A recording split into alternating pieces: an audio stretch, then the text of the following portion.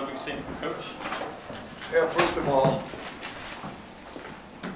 all, we got beat by an outstanding team, a team that's truly outstanding and has proven that over the last several years. I thought our young players did a great job. I thought Sam and Tyreek and Cole really battled. Yeah, I was feeling very good about the game until 32. Harper.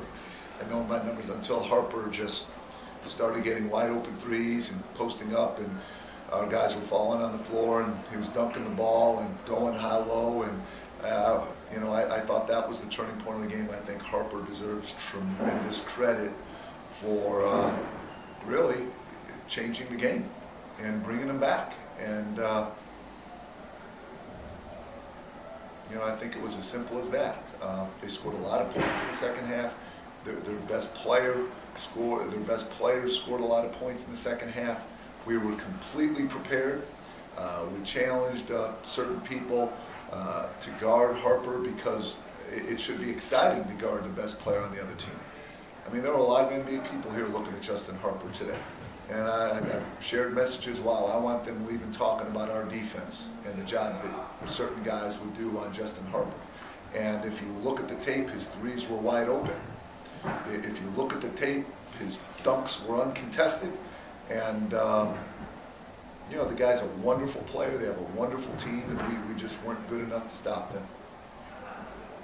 Coming into the game of the kind of, you know, this recent skid, you know, the Yeah. last few games, when those shots start falling, the lead, you know, it's a tight game, and then a 5-point lead, and then it comes to a 10-point lead, and then just sort of unravels. I mean, is that something with where the team is right now that kind of listen, hard to stop? I say this in a very positive way, because I said after GW, either we hit rock bottom in this game or this game. I know it. I mean, I know my team well. I know how good we were through the first 10 games. I know we have a great young point guard.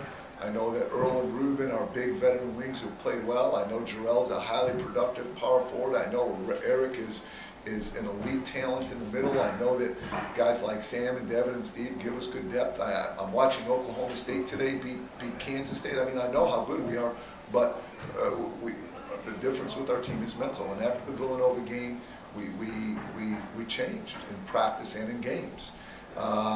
The good thing is, I think that today's result, together with some other decisions I've made, will really cause us to rebound. I think we're going to play really well from here on in. I really believe that. And the reason why is I've seen how, I know who's important on this team, and I know how the response is when things get rock bottom. You know, some people in life, some people show up every day, and all of us can become that person. We don't have to become part-time successes our whole life. I mean, we can get better, but some people have to fail, experience some failure, and go through some tough times to really step it up to say, hey, I don't want to be like this anymore. And I've seen it. I know. Listen, you're going to see certain people play very well for us now. Just because I know. What message are you sending with Eric's bench? Well, I think he's going to play very well for the rest of the year, and I think our team will follow suit. Can you tell us why he didn't play? Yeah, just because of several things in the last game that really I wasn't very pleased with, and even going before that.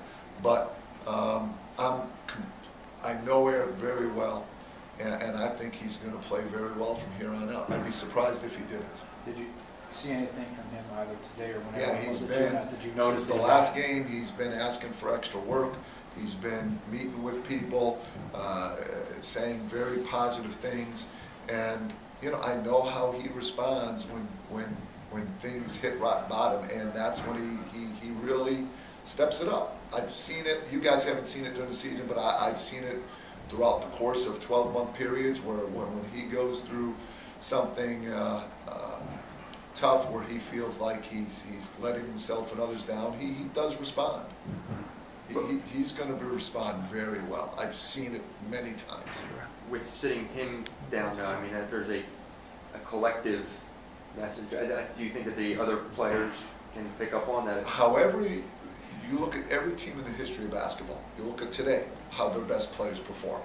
How your most talented players perform determines your success more than anything in the sport of basketball. I defy anyone to find an outstanding team where the most talented players don't excel. It never happens.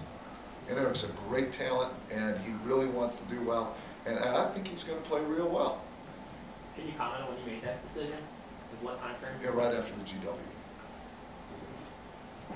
With But the- I really mean that. He's going to do a wonderful job.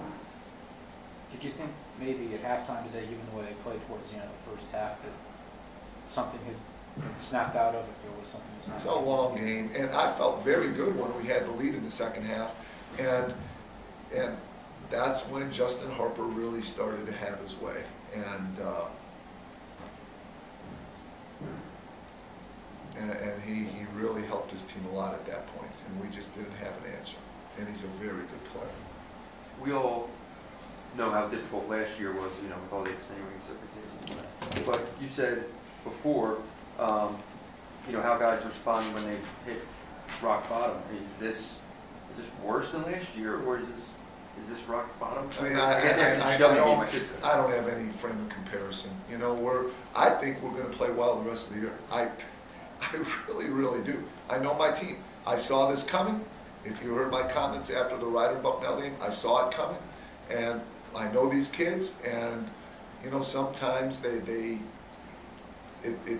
well, most of the time, it's things like this that bring out their best and really get them serious and really get them focused.